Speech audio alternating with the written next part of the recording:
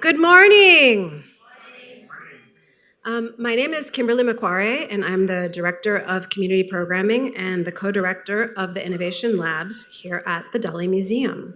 And we're just very happy to have you join us for this very special edition of our Coffee with Curator series. Very special because this is our final lecture in conjunction with our Picasso and the Allure of the South exhibit. And we're going to go out with a bang because we're in for a treat this morning. We're joined by a very special guest speaker, Dr. Allison Moore, who will be offering us some insight into the fascinating loop of influence involving Picasso and his relationship to African art. Now, of course, before we get to our talk, I'd like you to please join me in thanking the City of St. Petersburg for their continued sponsorship of our educational programming, including the Coffee with the Curator series. Yes. Our awesome City of St. Pete. And then even more awesome, if possible, than the City of St. Pete, offering a special thanks to our members who make programming like this possible for all of us. Yes. Now, as you know, and I hope all of you do, how many of you, see a raise of hands, how many of you check the Dalí.org website to see what's going on? Everybody, I hope. And if you're not, please do. Because that has much more information about our online activities and programming, including these upcoming events. So you can join us tomorrow. I'll be one of the distinguished or, not so distinguished panelists for our discussion on the relationship of art and artists and thinking about the question of whether creators' lives cancel their work. And I'll be joined by Dr. Hank Hein, the director of this museum, as well as Drs. Winsberg and Goldenberg of USF. And then if Film Club is more your speed, we'll also be having a discussion on the wonderful film Pleasantville, also rounding out our series on Picasso and the power of place. And then next Thursday, you can join us for our final Poetry at the Dalí for the season. We always end in May, and we'll go out with a bang with a live reading here in the theater next Thursday. I hope you can join us for that. Sunday the 15th, yoga. And then on Monday, we're going to have a very special last week celebration of our Picasso exhibit, an evening of art and wine tasting, where we're going to take a tour of northern Spain via its wines and bites. And we'll be joined by a very distinguished guest who will teach us all about the wines of northern Spain, and we'll enjoy bites from our own Chef Chuck. And then on Tuesday, we'll enjoy opera at the Dalí on the staircase. And then rounding out the month, we're going to have an art workshop, a geometric portrait workshop by a local author and artist. So a lot of exciting things coming up, and I hope you can join us for those. And in addition to our website, I hope you're also following us on social media, Twitter, Instagram, and Facebook. And we invite you to check out the latest happenings there and also to join our Dalí-inspired conversations. Whenever you want to join the conversation, you can always drop something in your social media, hashtag the Dalí, and we'll be happy to interact with you there. Now, it is my great pleasure to introduce Dr. Allison Moore. Moore is an art historian with a Ph.D. from the Graduate Center at the City University of New York. She's worked as a professor of art history, curator, and critic. And she will join the faculty at Eckerd College this fall as an instructor of art history. Moore is also the author of many scholarly publications, including her book, Embodying Relation, art photography in Mali, as well as numerous articles and catalog essays. Please join me in offering a warm Dalí welcome to Dr. Moore for her talk, Picasso's Changing Relationship to African Art.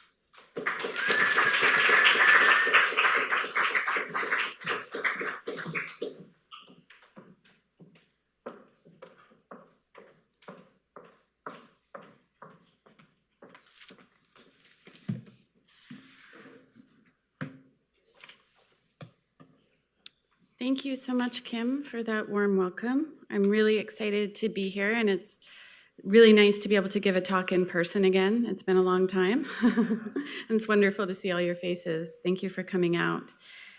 I'm going to be talking, as Kim mentioned, about Picasso's changing relationship to African art, and I wanted to just kind of give a brief overview of the talk and then kind of walk us through it. So we'll discuss the relationship of Picasso to African and diaspora art over his lifetime, and many changes happened in the African continent during Picasso's lifetime, as he was born in 1881 and lived into the 70s. And so during that time period, 1885 was the Scramble for Africa, what's called the Scramble for Africa, or the Berlin Conference, which is when the nations of Europe gathered in Berlin and decided to carve up the continent of Africa amongst themselves, regardless of the people who are already living there, of course. And so the height of French colonialism, and also Belgian and German and so on, occurred when Picasso was living in Paris, but then starting in the late 50s with North Africa and into the 60s with Western Africa, and up until, of course, 89, 90s with South and Southern Africa, was the gradual liberation and independence of the African continent. So that's just the kind of broad political changes that occur, but I will be focusing on art. Okay, so here's an early picture of Picasso as a young man, and he did have a collection of African and oceanic objects, particularly African, and I did want to point our attention to this book. It's called Picasso's Collection of African and Oceanic Art, Masters of Metamorphosis, and it's by the author Peter Steppen. So if you're interested particularly in Picasso's collection, there is actually a whole volume devoted to it, which is quite interesting. So as you probably know, Picasso was very much influenced by traditional African art early in his life, particularly in the development of Cubism, which, as I said, occurred during the height of France's colonization of Africa. As an anarchist, Picasso was also anti-colonialist, and he was sympathetic to the writers and artists of the Negritude liberation movement, which was created by Black, African, and Caribbean poets and writers gathered in Paris in the 1930s. And then in 1948, Picasso met the Martinican poet and writer Aimé Césaire, who was a leader of the Negritude movement, and Picasso made etchings for his book of poems, The Lost Body, published in 1950. And by 1971, Picasso was actually influencing living African artists, particularly in Senegal, which I will focus on, which is in West Africa, where President Léopold Sédar Senghor supported a modern art movement grounded in a philosophy of negritude. And that's a self-portrait of Picasso at 89 years old in 1971. And we will talk about the kind of influences that you can see from African art in his work, which is interesting. Even here you can see in the, I don't know if this has the, yay. It has these kind of striations that we see occurring early in Demoiselle d'Avignon, also influenced by African art. So I wanted to step back a little bit. The history of Africa as a continent. Africa is a continent of over 54 nations. It's a huge continent, incredibly diverse in terms of the cultures and people who live there, and the politics, and of course the geography as well. And so these are some of the great kingdoms and empires. It's a diachronic map, so it has them from different time periods, and I'm not going to get into the specific times and so forth. Except specifically to point out in French West Africa, which became French West Africa during the period of colonization. Prior to that were the Wolof, the Ghana, and the Songhai and the Mali empires. And as I'm a scholar of Malian art and Malian photography, the West African country today of Mali looks back very proudly to that empire in particular, which they're named for. They gained their independence from France in 1960. And it was powerful, in the 1100s and 1200s. It was a Muslim empire for the most part as well. And the city of Timbuktu, which is kind of here, like at the very bottom of the Saharan desert, which goes all across the middle of this top section of Africa. And Timbuktu was a center of learning, and it had manuscripts written in Arabic. And when Mansa Musa, who was the leader of the Mali Empire, he traveled from Timbuktu to Egypt, all across here, and the gold standard actually fell. He had so much gold. He was the richest man in the world at that time, and the gold standard fell with how much gold he spent. And it was a very civilized, very beautiful culture, very much invested in learning. And the manuscripts in Timbuktu are still there. They were saved during the recent, civil revolts and revolutionary troubles in Mali. So I just wanted to mention that as well. This is a map of Africa as it is in terms of the culture. So just so you can see all the many different cultural groups that are in Africa. So many different cultural groups. And this, I'm just going to go to that one first. And so this is a map of Africa after colonization. So as I said, the Berlin Conference in 1885, the Scramble for Africa divided up the map of Africa essentially like this, with some, at the time, as you may know, after World War I, Germany's colonies were taken away from it, and so they belonged to France and Belgium. But these were the ways that it was divided up at the beginning of World War I. And so the point being that a lot of these African objects that Picasso and his friends and the whole modernist circle of artists were looking at were coming from this, particularly West Africa, which was being heavily colonized by France and Belgium. And so this is, again, just to get back into that history of how Africa was weakened and colonized was, of course, through the transatlantic slave trade. Actually, people from Portugal sailed down to the west coast of Africa as early as the late 1400s, and there was some trade with Bini artists, African artists making ivory salt cellars and carvings for European royals. But once the trade started with the Spanish and the Portuguese in the early 1500s, then what happened in Africa was a dramatic weakening because the African rulers were also, they were either taken over or they were selling people to the slave trade as well. And the Europeans were offering more and more money. And of course, there was the horrible Middle Passage here to the Caribbean, to South America, and to the United States, with the plantation slavery bolstering the American economy as well, and the raw cotton being grown there. And of course, millions and millions of people died and suffered in this. And it dramatically weakened the continent of Africa. And then colonialism stepped in and was essentially, even though Britain and France had abolished slavery prior to the United States abolishing it in 1965 or 1961, depending on when you want to say it was, the colonialism was a form of slavery. It was horrible. It was brutal. Millions of people died in Congo alone. 8 to 20 million people died in Congo when they were trying to force people to harvest rubber. People were conscripted into both the world wars, World War I and World War II, and it really damaged the cultures and the states that had already existed. So that is a little bit of the backdrop. I think it's important to understand that when Picasso and his fellow artists were looking at these objects, this is the geopolitical context in which they were looking at them.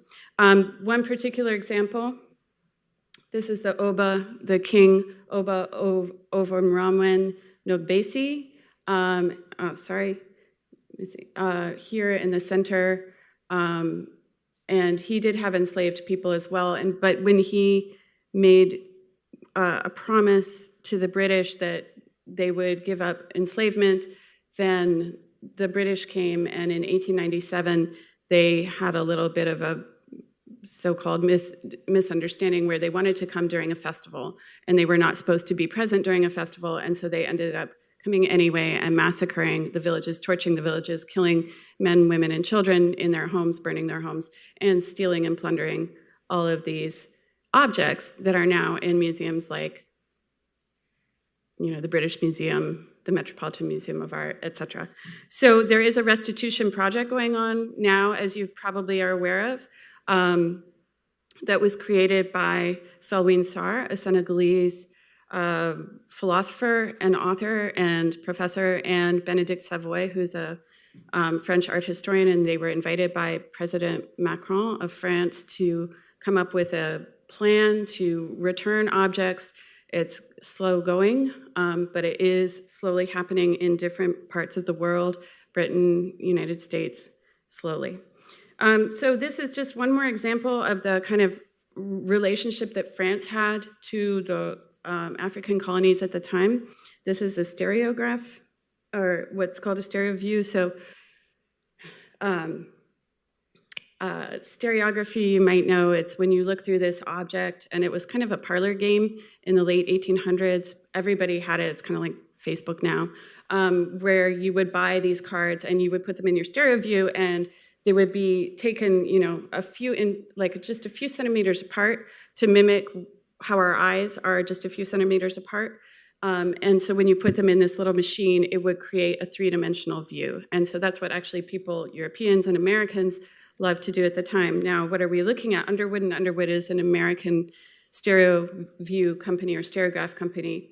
And these are people from Dahomey in Benin, in Africa. And literally people were taken to be looked at in colonial expositions. So they, for example, the one that was the Eiffel Tower was built for, this one was the later one of 1900 in Paris, and these were people literally living in a village as if they were living in Dahomey, kind of a spectacle to be looked at by white Europeans. And so that is literally the context when Picasso moves to Paris. This is the relationship of France to its colonies, and Picasso is a Spaniard, so Spain doesn't have too many colonies. It just had one tiny one in Africa, Equatorial Guinea, but of course had been active in Latin America.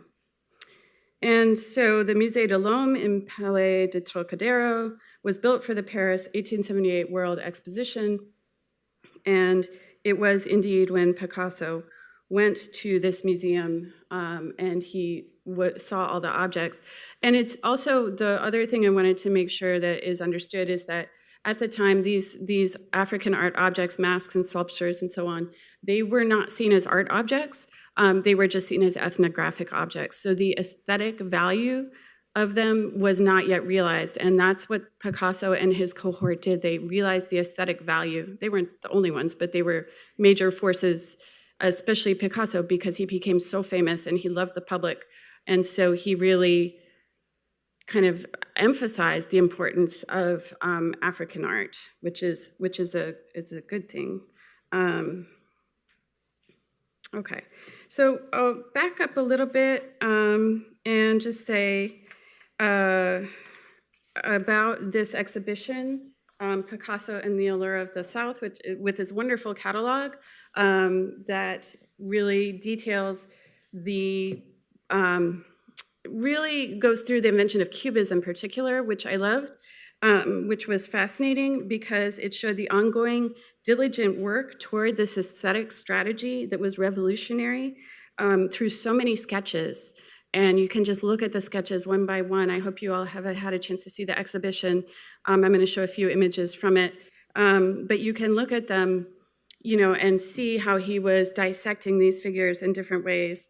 So we will talk about Cubism a little bit more. And then also I thought the show was fascinating because of the allure of the South, because of this fascination, the emphasis on Picasso's heritage as a Spaniard, coming to Paris where he always seemed to feel as an outsider. He was an anarchist. He was, he wanted to épater la bourgeoisie, right? He wanted to shock the bourgeoisie. He did not want to live like other people.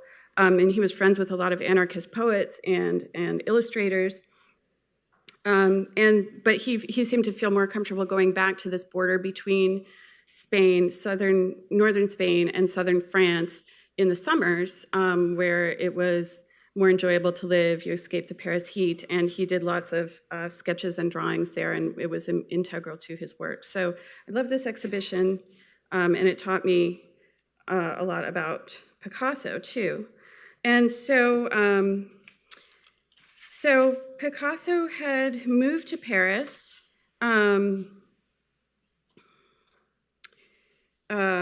He moved to Paris, finally settling there in 1904. So he was about 23. He was in his early 20s. And 3 years after settling in Paris, he painted Les Demoiselles d'Avignon. And so you're probably familiar with that painting.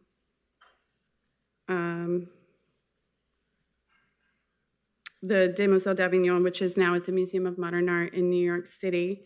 And so I'll just put this forward for a minute to have in your mind, because of course the African masks are here on the two women on the right. And what the painting shows is 5 women who are understood to be prostitutes on Avignon Street, kind of facing the viewer, who is understood to be kind of attracted and repulsed by them at the same time. And the figure on the left is in an Egyptian style, so you can see has that kind of archaic stylized feel in terms of the Egyptian profile style and the profile of the face, but holding back this curtain.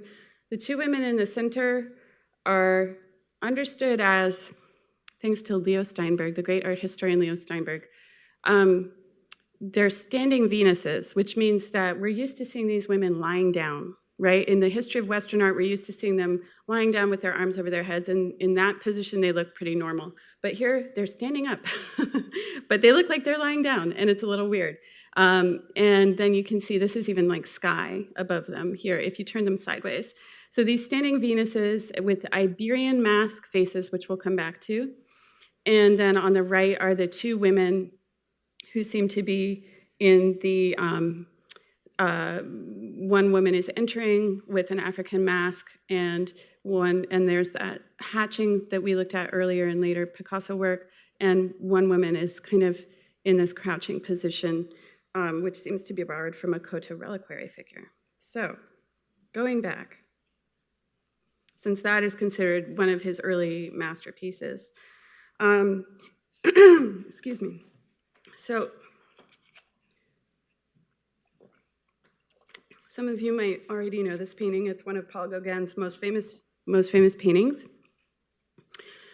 And Gauguin was influential on Picasso. Picasso knew of him shortly after arriving in Paris, about 1901. He was friends with a sculptor who was friends with Gauguin, and Paco Durio was his name. And so he was aware of Gauguin's interest in Polynesia, French Polynesia. So Gauguin had been a banker in France and kind of gave up all of that bourgeois lifestyle and moved to the French colonies in Polynesia, living in the Marquesas Islands and eventually in Tahiti, and then coming back or sending his paintings back and forth. Now there is a good deal of, now he is considered problematic in terms of the fact that he liked to paint young women in particular from another culture that was being, disadvantaged, obviously under colonialism. But at the time, he was seen as a very avant-garde artist, and it was in this particular kind of painting that Picasso would have been aware of. So this figure is particularly interesting. Tahiti didn't actually have a tradition of these large-scale sculptures, but some of the other cultures and islands in Polynesia did. And so he just kind of put it in there. And it has that question, where do we come from? Who are we? Where are we going? And you can see an older woman on the left and a child eating an apple. There are kind of different representations of different stages of life and different occurrences of life. All kind of a flat background, very much colorful. So Picasso was aware of this work, and so this is still more symbolism in terms of incorporating oceanic and African art, but it is important in that it's one of the first times that a French artist is incorporating the art of other cultures. Now, at the time, Picasso was going to the Louvre. He was looking a lot at Egyptian art. He was really interested in Egyptian art. And then when he had been in Barcelona before he moved to Paris, he was also aware of what were called Iberian archaic sculptures. So those were ancient sculptures from the Iberian Peninsula. And as you can see, they have rather mask-like faces. As you can see, they have, simple outlines around the eyes, simple lines. This was actually one that Picasso was in particular definitely looking at, with a little bit damaged. And that ear is also quite interesting, right? And so, as you may have heard, he was painting the portrait of Gertrude Stein. Gertrude Stein was an American writer in Paris, and she was an important patron, especially her brother Leo Stein was an important patron of Picasso. And he was trying to finish her portrait, and you can see it has quite a lot of detail, in the background. There's kind of a sense of brocade. It's very monumental, though it is somewhat simplified. But the face, he rubbed it out maybe even 92 times. That's what Gertrude Stein says. And then he finally repainted it with the Iberian mask figures. So you can see that simple, the outline around her eyes and the nose. And he painted it's a much less detailed painting but a self-portrait where he's also using that kind of Iberian mask. So his friends Matisse and Derain and Vlaminck, the wild beasts, the fauves, who were painting wildly colorful paintings at that time, and whom Matisse was older than Picasso, but Picasso was always a rival and also friends with all the artists he wanted to make work with. And so they had kind of discovered African art, become aware of it. It had been around since the late 1800s, but Derain was the one who first bought objects in Argenteuil and was given a gift.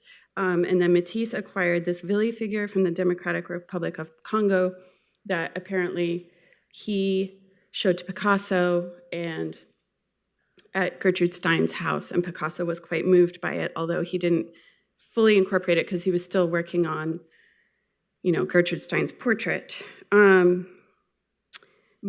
the art historian William Rubin, who was the chief curator and director of the Museum of Modern Art, wants to date this early gouache. I love it because I love gouache, and it's rare to see these kind of wonderful paintings of Picasso.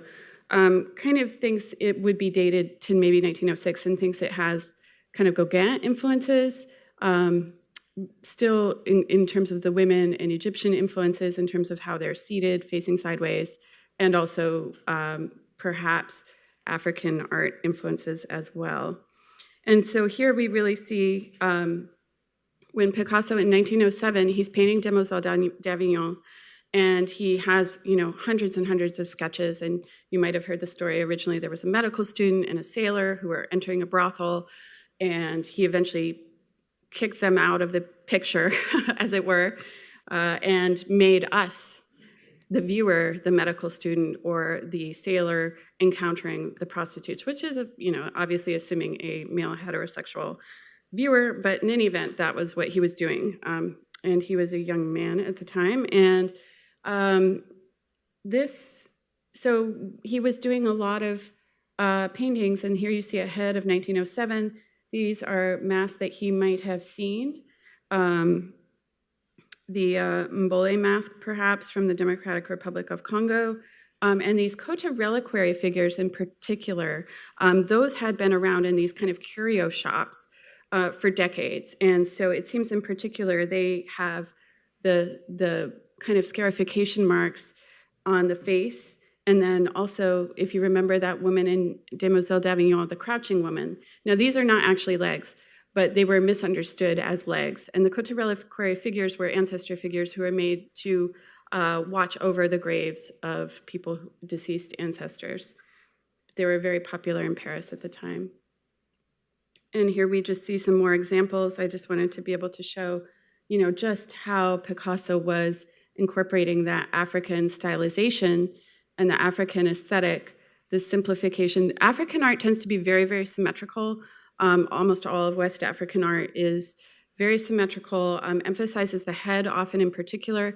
Masks in particular were meant to embody the spirit, right? So many African masks, when we see them in museums, they have been stripped of their spiritual power because they don't have the costume that goes with them, often raffia leaves that are stylized and decorated, or cloth.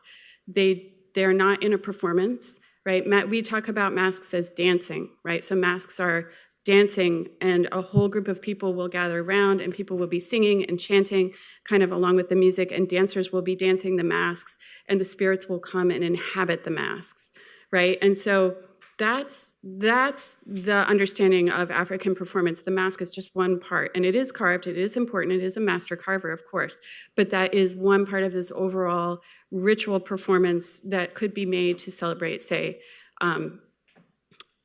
good crops, farming in the spring, or it could be to appease. There's a particular Yoruba dance, the Agungun dance, that appeases older women who have passed menopause and who are understood to have a great deal of power in society.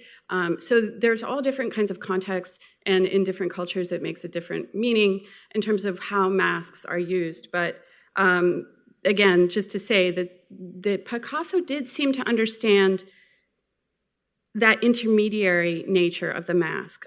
He talks about going to the Trocadero. So he went to the Trocadero Museum, that one I showed you, in 1907. And in the Trocadero, he said that okay, I will quote.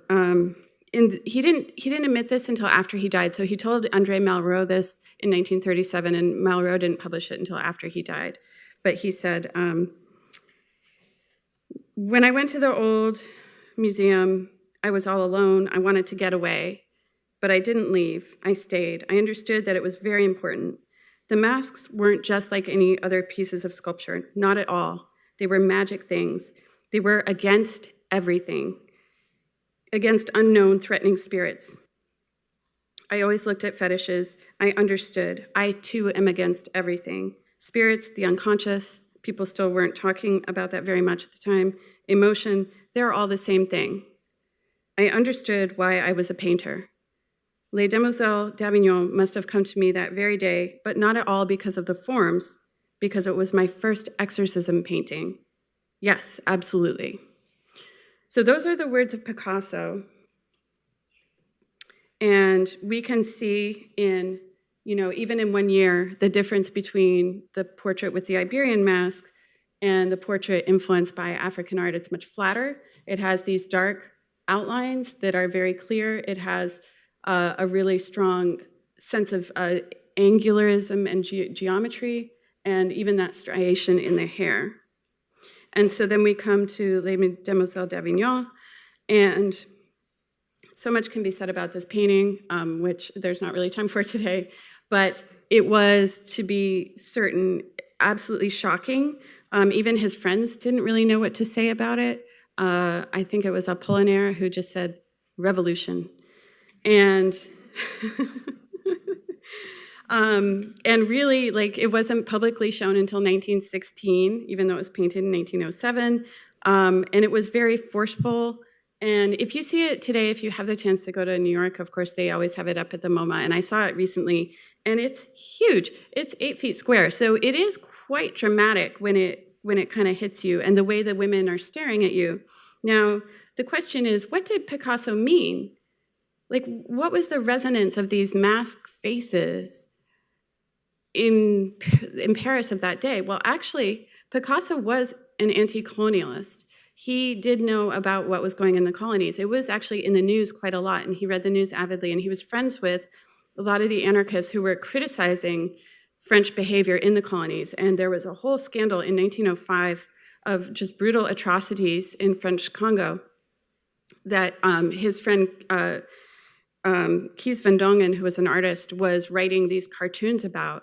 So it was very much an act of sedition, and it was to include these African masks. It wasn't, it was a way of saying this art is important, people are important, humanity is important, and I owe that comment. I'm not a Picasso scholar myself, but Patricia Layton, who's a Picasso scholar, has argued that. She's also argued that you can see anarchism and political sentiment in his Cubist works. But at the same time, we have to remember that people didn't really, they were still imbued with these old racist beliefs, right? So Picasso felt an intrinsic affinity to African sculptures, and he understood that they were mediating spirits through these masks, but at the same time, they didn't really realize that these were very recent masks, that these masks had been made in the past several decades. They kind of thought they were ancient. There was not, this was a period of writing scholarship about African art as well. So Picasso was in this long rivalry with Matisse, as we know, throughout their lives. Matisse had painted The Joy of Life in 1906, and I just kind of threw this in to show the beautiful colors of the wild beasts, the fauves, the dancing, the pleasure, in contrast to this very stark painting that is not monochrome, but has very few colors and has these really sharp angles. And that's where you see that also the beginning of Cubism, right? So there's a still life here, there's these women facing us, representing perhaps different time periods in art history, so Egyptian to Western to the takeover of African art in art history. At least that's the way I see it. Okay. So then Matisse feels he has to respond to Picasso, and he is also making paintings of African objects. And so the Blue Nude, Memory of Biskra, which is in Algeria, is set in Algeria, is understood to, in particular in the form of the nude and in the face, to refer to African sculpture, which does tend to have kind of short legs, long bodies, big heads, and especially large buttocks, and then the face as well. So, and then you can really see it, for example, in this Ngui mask in the Gabon from the Fang peoples, and the portrait of Matisse's wife, where it's very clear that he just kind of, moved it over. And it's fantastic, right? It's very interesting combination to make a three-dimensional sculpture into a two-dimensional painting. Now, there's not exactly specific references for Picasso's mask because he did kind of use an amalgamation of different masks and influences, but he had masks, he was looking at masks. That's absolutely, definitely true. Okay, do we still have time? Okay, okay, because I promised I would talk about Cubism, and we still have lots to get to. Okay, so this is just a little bit of a Cubism talk too. The African sculptures were important in terms of breaking down the form and trying to understand how it was put together and have a revolution in form. But of course, who else was important was Paul Cézanne and Cézanne's Mont Sainte-Victoire. So I'll just point out a few things about this late great painting, which Picasso would have seen because there's big Cézanne retrospective after his death in 1906 in Paris. And so what we see when we're looking at this is this tension between surface and depth, right? Visual depth and the surface. The way he accomplishes this is through what they call passage. So it is, if you can see here, there are these dark stripes that go to light. And right, you know, if you've taken like drawing 101, when you're trying to shade a cube or shade a sphere, you go from dark to light, right? And that creates volume immediately. But his volume ends. So he has that kind of shading, but then it ends. It ends with these lines, these dark lines, which you'll see reappear in Braque and Picasso's later Cubism. And it also ends because he just kind of ends it. Like, he'll just kind of create these forms that look like squares and little buildings and squares, but then he'll kind of leave them off, and he'll change the perspective so that the shading goes left to right or right to left. So basically, every time he does that, he's kind of shifting your vision over and over again so that you're starting to see it as one continuous plane, even while you see it as lots of little breaking up of the landscape and the mountain and the sky into geometric forms and cylinders and cubes. So Cézanne is already breaking down how we see in a cubistic form.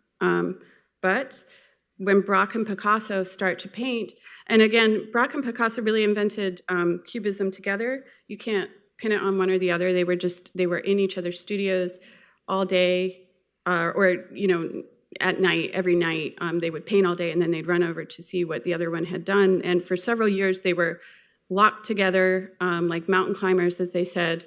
They were really close at that time until Braque went off to fight in World War I. And so they went to the south of France and to northern Spain, and in particular, you can see that some of that cubism happening here, but kind of on a larger scale, right? So you can see that shading, that passage from Cézanne, and those strange perspectives and angles. They're a little bit jumbled, but you get an overall sense, so that if you look at them together, you can kind of see Braque is doing this, kind of taking a little part of it and making it big and making it more detailed in a way. And so the idea of Cubism is to see from multiple perspectives at once, right? And which is very modern, probably coming from city life, perhaps from the philosophy of Henri Bergson, who had this idea of time separated into these discrete moments. But it's also conceptual, right? So it's like how to see conceptually. The idea is as important as what we actually see. So these are some of the works in the exhibition. And you can see that it's very similar to the Braque work in Horta de Ebro, which is in Spain. And Picasso is working on the sketch. And you can really see Cubism in these sketches. That's why they're so wonderful, right? You can really see that those volumetric, but you can see how they don't match up with each other quite. And this is the oil mill, also in Horta de Ebro, that he painted in 1909. And apparently, there's a palm tree in here. Oh, there it is. Yeah, he put in that palm tree. It isn't there. And so again, if you compare it to Braque, you kind of see a similarity in terms of what they're doing, but Picasso tends to be a little bit less pleasant. His color choices, I think, are always a little harsher, a little stronger, a little more aggressive, and a little harder to look at. Like he's just more invested in making the viewer work and feel uncomfortable and think about what they're looking at. And so there's a boat in the background. There's the mill, kind of trees, and the mountain, kind of a reference to Cézanne as well, thinking about. And then the perspective's weird, right? Like, are you looking down? Are you looking up? What way are you looking? So these are some of the other sketches. This is an architectural sketch, Le Pont Neuf, so you can see senses. So he starts to use these signs, right? Like, we can tell that this is part of a bridge because we can see the arches, we can see it holding it up, but we can't see the whole thing. So little bits of an image start to stand in for the whole image. And then there's, geometric abstraction also going on. But he didn't want to abandon it completely, the abstraction. I mean, he didn't want to abandon figuration completely, so he still wanted some kind of thing that would be recognizable. This is the composition in Paris. You can see the sense of, figures, boats, waves. It's all suggested here in the way that, and I love how every single drawing he's handling the sketch work, the brush marks differently, right? Like, You look at that one, there's like cross-hatching and some shading, and then you look at this one, and it's completely different handling of the, of the shade from light to dark. And then a lot of the later analytic Cubist works were of people, right? So either people or still lifes, and so that you start to see that shift away from landscape into people and still lifes, and kind of the easier attempt to break down the figure into multiple planes and shading. And that's what's happening here with these. And you see those lines. And then, yeah, so those are the kind of lines also that you start to see that I think came from Cézanne as well. But it really took Braque and Picasso working together to kind of invent this form, which then was published in a book by Albert Gleis and another artist in 1914. It literally became a book on how to paint cubistically, right? And then it came to the United States, and then people like Jackson Pollock and Lee Krasner, and they were struggling, Willem de Kooning, they were struggling with Picasso's Cubism and how to overcome it, how to come up with something new. So, and it traveled the world, and it influenced African artists as well. And this is I just threw this in because it's a synthetic Cubism, which is a little bit different. I think a little bit easier to visually understand because it's flatter, right? And so it has these flat planes, and this one is rubbed crayon and inked and pasted lithograph paper, which is a kind of printmaking process, cutouts on lithographic paper, so it's got these complicated processes. But you can see it's got these different, it's a bullfight too, which was of course important to Picasso. And you can kind of, there's much more of a narrative scene here, and there's a much stronger contrast between the darks and the lights that give it a sense of dynamism. Okay, so Surrealism and Anti-Colonial Protest Exhibition. Picasso was closely associated with the Surrealists in the 1920s and 30s. Surrealism was invented or founded by André Breton in 1924, an author. And so in 1931, they had an anti-colonial protest exhibition that was aware of what was going on in the colonies. I don't know if Picasso actually participated, but they, you can see, whoops. You can see down here, it says fetish European, right? So European fetishes. So saying, and Surrealism was important to this kind of liberation movement because it was turning all those Enlightenment rational values on their heads and saying, European civilization is degraded, it's corrupt, and so these other civilizations are actually more authentic. Now that's a myth as well, right? These are all kind of generalized myths to some extent, but at the same time, they did allow people from Africa and from the Caribbean to come to Paris and to feel connected to the Surrealists in particular. And so one of those was Wilfredo Lam, the Cuban painter. He came in 1938, and he became close to Picasso. He's younger than Picasso. Picasso kind of took him under his wing, and he painted these fascinating works, as you can see, with kind of Picasso-y type figures, but a very strong sense of verticals here, and a strong sense of a different look than you would see in a Picasso painting, but they have the kind of Picasso-y influenced faces. And then I wanted to briefly explain Negritude. So Negritude is this movement that happens when these intellectuals from Senegal, from Martinique, which is a French colony in the Caribbean, or a French, I think they call it a département, and other places in the colonial empire. So these young men were very well educated. They were kind of at the height of their social group. So in Senegal in particular, it had a really long history with France. And so the first Frenchmen, these sailors and colonial settlers, married these Wolof women. They were very wealthy Wolof women. And so Saint Louis in particular was this part of Senegal and part of Dakar, a city that had this mixed heritage, mixed race, society of the seigneurs, as they call it, that were wealthy people and who were kind of the rulers of this, they were the kind of urban rulers of the country, and then the rest of the country, kind of inland, was more farming and groundnuts and peanuts in particular.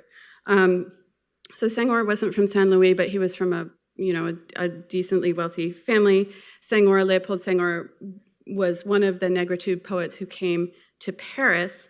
Aimé Césaire came from Martinique, and he also had been educated in Martinique, spoke French. So he was friends with Frantz Fanon, and he was also, Edouard Glissant was a student of his. And so they came to Paris, and then they discovered they were Black, and they discovered that they were reviled by people on the train, would stare at them in horrible ways and say awful things to them. And they hadn't had that experience where they grew up because they had been kind of the elite of society. And so this was a transformative experience, and they wanted to reclaim Blackness as a powerful, positive force. And so Negritude was born out of poems that celebrated Blackness. Now, today people will say, well, Negritude is a form of essentializing, meaning that it's like saying, Blackness is this and it's not that. Blackness has these African characteristics or these diaspora characteristics that are this and not that. And so there are criticisms of Negritude as well. But at the time, it was really important for Francophone people from the colonies to reclaim their pride and their inheritance. And so Césaire met Picasso. They had crossed paths several times in the later 1940s.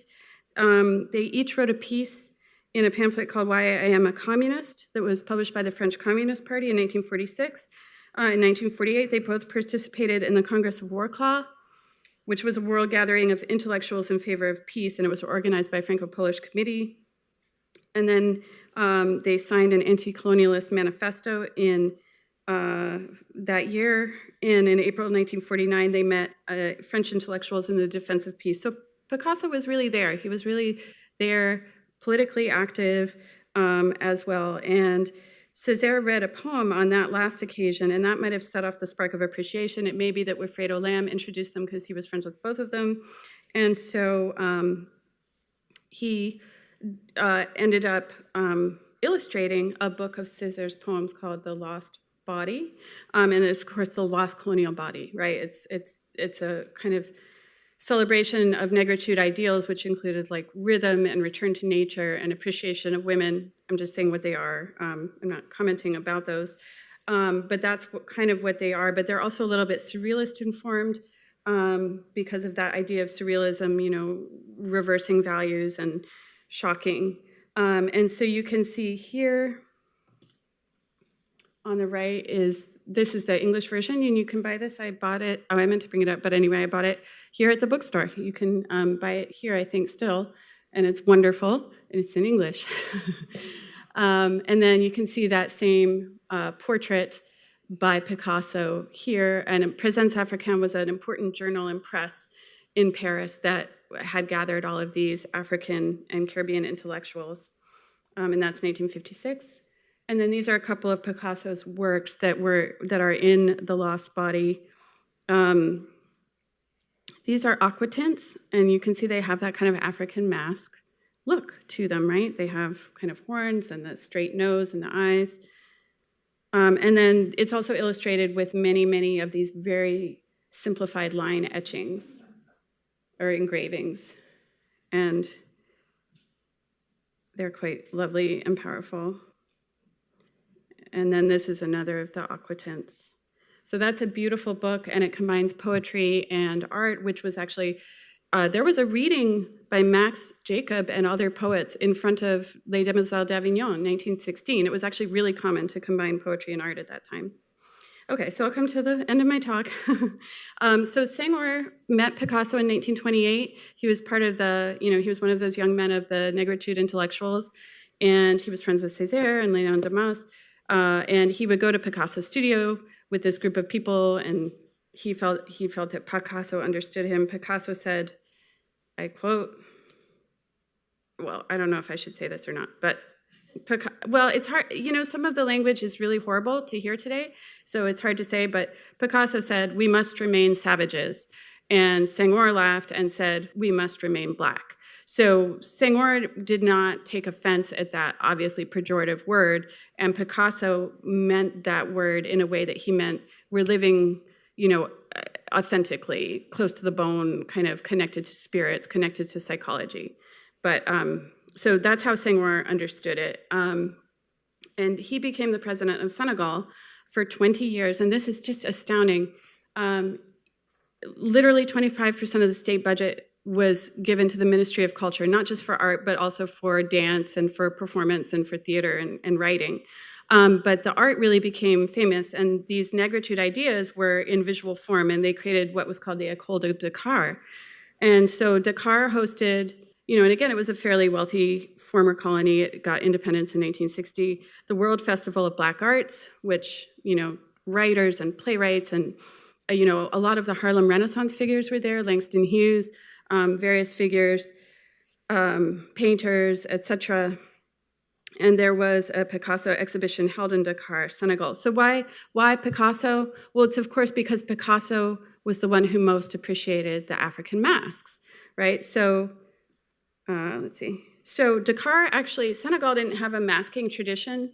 And maybe that's why they were so willing to make paintings and tapestries about it, because to them it was a generalized African identity. It was transnational. It wasn't just about Senegal. It was about being African. And there was a lot of Pan-Africanism also in the era at that time, and people holding conferences and wanting to connect.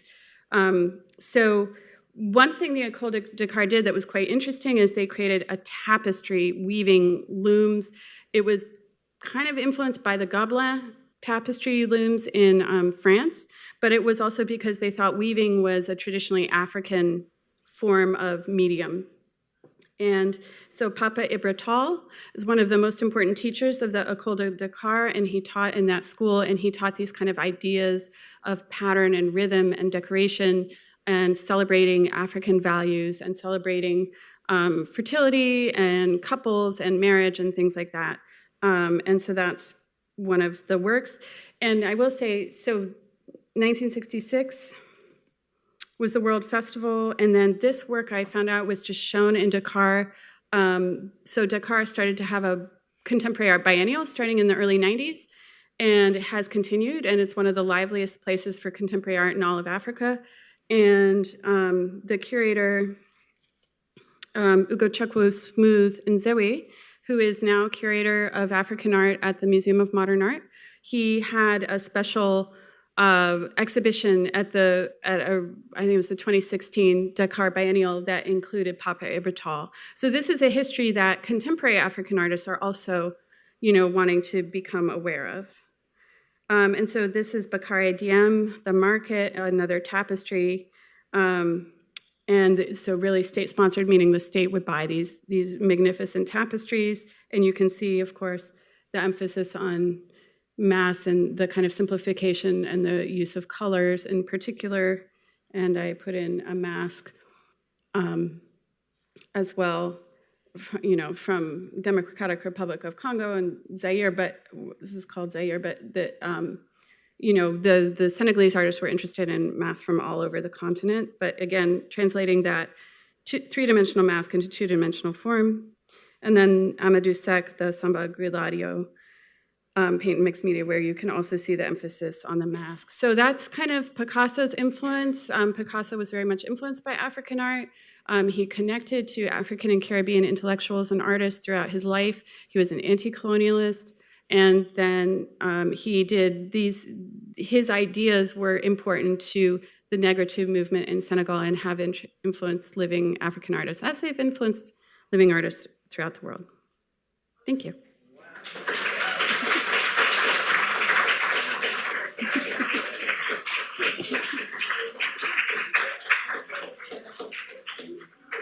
Sorry, I felt like that was a bit of a marathon.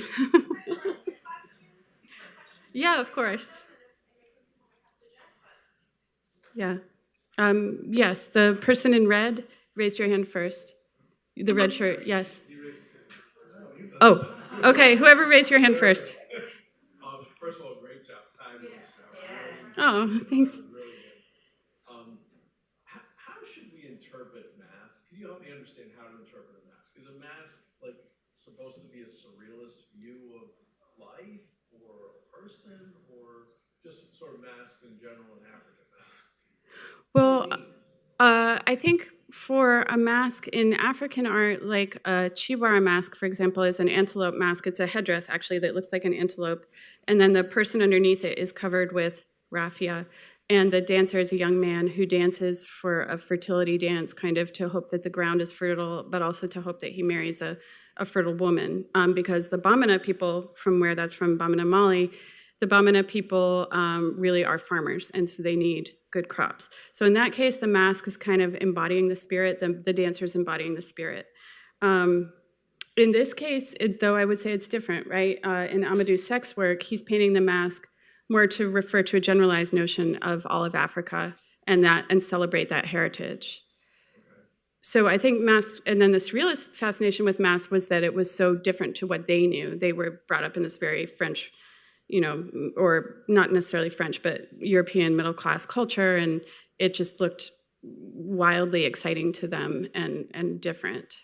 So from a historical perspective, the mask is sort of embodying maybe a deity or something, something bigger than life. A spirit, yeah, someone from the other world, right. maybe a deity, or maybe an ancestor spirit. Okay. Yeah. Thank you. Yeah. Okay. Yeah. Yeah. So thank you very much, because we've often heard, of course, Picasso was influenced by African masks, but we've really fleshed it out, made it much more complete. So thank you. It's very instructive. A couple of comments. One is, I'm assuming that when Picasso said we must remain sauvage, he was speaking French, right? That's true. Yeah. It doesn't mean savage. Wild.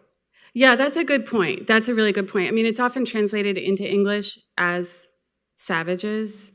So I think that's where I was using it. But I realize, yes, it is a good point. And next time I will mention that, because that is. It's not the savage child, it's the wild child. Yeah, yeah. True, and I think it is mistranslated, unfortunately, because it's a much better thing to say wild. Yeah, it's just a minor point, but the map you showed for the slave triangle, the trade triangle, it would be more accurate really for like sugar, because that triangle would only last for about 15 years for cotton, because it wasn't until 1793 when the cotton gin was invented that cotton became an important crop. Yes, yes. And in 1808, importation of slaves from outside the United States was made illegal. So by 1860, the United States was producing 2/3 of the world's cotton. Yeah. But most of that slave labor was not really coming from outside the United States. It was domestic slave migrations from the Chesapeake and Will Country over other parts of the interior South. At that point, yeah. Thank you for that clarification. I was showing it more as a kind of example to get across the notion of the slave trade, but yeah, you're right. Sugar is a much better example. And then there was one that had enslaved people and all the different crops and all the different resources and material resources, but that one didn't want to enter my PowerPoint, so I left it out.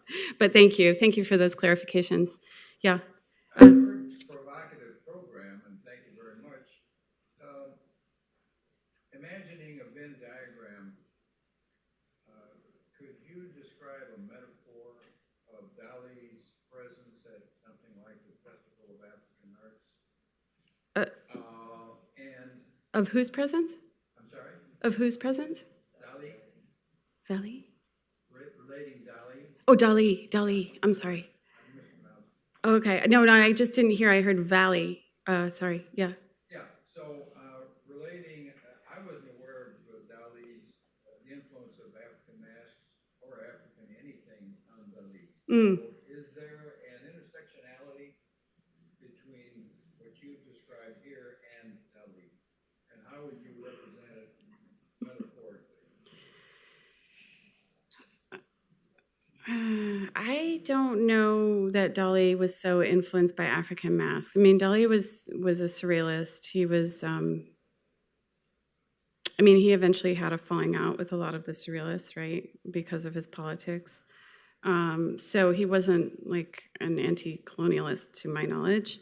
So I think it's more that Dalí and Picasso and that kind of surrealism of the 20s and 30s was just very fertile ground for a lot of different ideas, a lot of different approaches to come out of it. Like ethnographic surrealism also came out of that, which had its good and bad sides. So I'm hearing no intersectionality between what you described and Dalí. Not that I'm aware of, but as I said, I'm more of an African art scholar, and so all this Picasso information was, I mean, it wasn't brand new to me because of course I'm an art historian, but I found out new things. Yeah. Yeah, in the back. There is a Chihuahua mask at the MFA. You can find art right on the street. Ah, thank you. Thank you for mentioning that, because the MFA is actually a wonderful place to see African art right now. It was curated by Genevieve Hill-Thomas, who teaches African art at the Ringling College, and she redid the gallery. Well, they redid the whole gallery, so you should all go see the MFA because it's beautiful. And it was repainted. It looks amazing. But also, and I used to work there. But but also the African galleries in particular, they have a dance from Burkina Faso, I believe, which is where she did a lot of her research. So you can actually see people doing a dance, and it will show it so much better than I can explain it. And there's a couple of contemporary works as well. At least one, and they have, I'm trying to think what they have. They just changed it a little bit. Yeah, did you have more comment? Yeah, I had another question. Thank you. I think Robert Hughes said Picasso's idea of Africa was missionaries cooking in pots and bones to the nose.